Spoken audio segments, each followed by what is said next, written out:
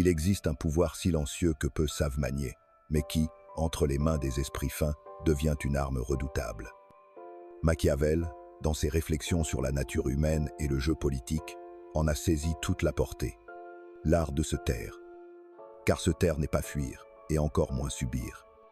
C'est choisir, avec précision, ce qui doit être dit, ce qui doit être tu, et le moment exact où l'on accorde au silence toute sa force. Dans l'univers de Machiavel, où les relations humaines sont tissées d'intérêt, de méfiance et de calcul, chaque parole est un acte. Or, celui qui parle trop se dépouille peu à peu de son mystère, révèle ses intentions et offre à ses adversaires la matière de leurs attaques. À l'inverse, celui qui sait se taire préserve son opacité, demeure imprévisible et conserve une marge de manœuvre qui échappe à la curiosité des autres.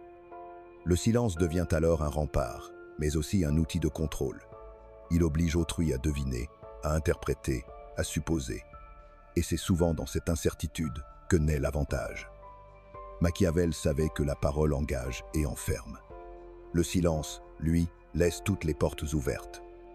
Il donne au prince, ou à tout stratège, la possibilité de sonder son interlocuteur sans se dévoiler.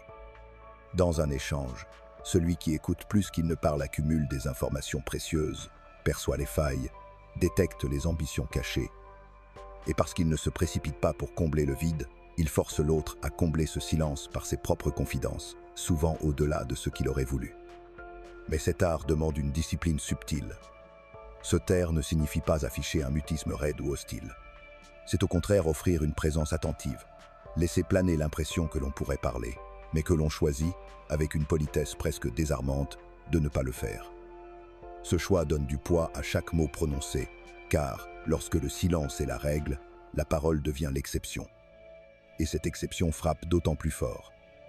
Ainsi, dans la vision machiavélienne, le silence est un moyen de maîtriser non seulement son image, mais aussi le rythme des événements.